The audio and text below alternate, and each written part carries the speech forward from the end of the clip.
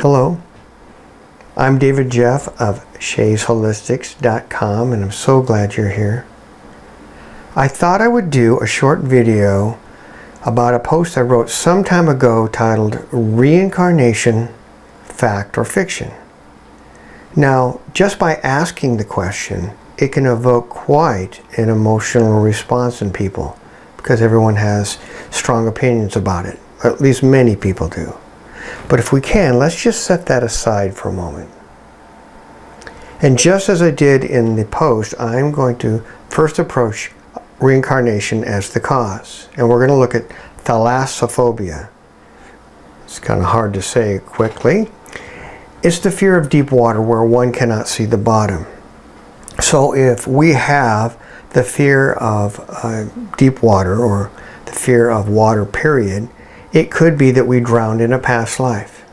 Typically, drownings can be very emotional events, which means there's a lot of unresolved emotional, mental, and you could even sometimes some spiritual issues associated with that event. And so we passed in the moment, and then we bring that into our next life. Now, unfortunately for most people, they do not have access to past life memories. Now, we can be regressed, of course, but at the conscious level, we don't have it. So we're left coming into a lifetime with this fear of deep water, or just the fear of water. And anytime we have a fear, it can cause us to do things that create other problems. You know, we have one fear of one thing, in trying to avoid that thing, we create other things, other events happen. It can snowball on us a little bit. And then when that happens, our issues become more profound and greater in number than we had before.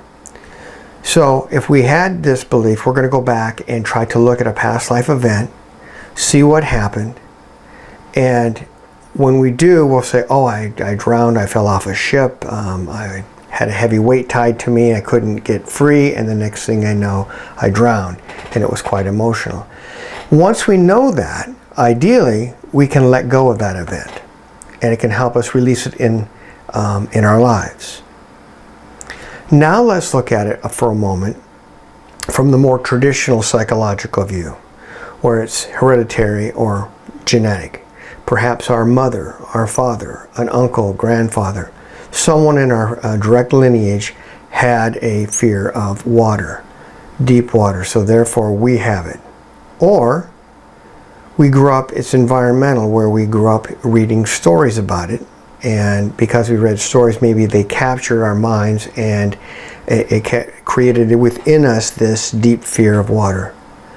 It could also be in conjunction with that, it could be developmental. Perhaps you grew up in a family or in a small community where stories of drowning were prevalent and quite dramatic, and like all stories, they tend to get a little taller and exaggerated or embellished as they go down the line. So as a child, we're very impressionable, and if it's a combination of genetic, developmental, and environmental, we have a kind of a triple effect, and we have this fear. So my question is, as I said within the post, what difference does it make? Whether it's a past life event or something that's developmental, hereditary, or environmental, it's with us in the here and now. And we need to deal with it in the here and now. And this is so important, and one of the issues that I've noticed with people who get focused on past life events, and I'll start there. Because past life events, if we're going back to look at them dispassionately, understand what happened so that we can release it, that's a wonderful thing. We'll connect with our higher guidance, perhaps our high self, talk to our guides, maybe do Vipassana meditation where it just gets energetically released. That's wonderful. But for many people, we hold on to this emotional baggage, or energetic baggage as I call it, and it becomes our story. It allows the ego and the low self to hold on to it, to embellish it, and to allow us to become the victim perhaps, or some other character where it becomes our story that makes us feel important and validates us, rather than letting go so that we can shine the light that comes from our high self and our true being and just be that. Or we can go through regular counseling, see a regular psychological counselor, psychologist, do other different types of approaches. But in either case, whether it's a past life event or whether it's something that's hereditary, developmental, or environmental, we need to deal with it in the here and now with the emphasis on releasing it, letting it go so that we can be more of who we truly are. There's a lot more detail in the post, and I encourage you to read it. Again, it's Reincarnation, Fact or Fiction. And with that, I'd like to talk about, we have a Shays Spiritual Insights coming up. We do them once a month. Now, I'm recording this at the end of June in 2021. And on July 5th, which is a Monday, between 7 and 8 p.m. Mountain Daylight Time, we do a Shays Spiritual Insights. And it lasts usually about an hour, 45 minutes to an hour. It's a Zoom session, and I answer questions. I usually have a few opening comments of things that my guides, or the divine, which is our shorthand for any aspect of God, but anything that comes through to share with everyone, and then we answer questions of everyone present, if at all possible. And it's a wonderful time.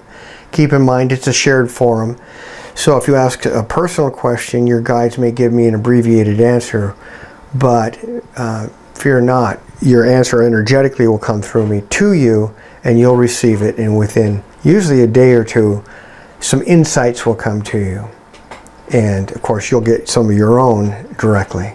Again, that will happen on Monday, July 5th, between 7 and 8 p.m. Mountain Daylight Time. We look forward to seeing you there. And you can go to our ShaysHolistics.com to the events page, and you can get the Zoom link there. Look forward to seeing you. Have a wonderful weekend and 4th of July. Blessings and light.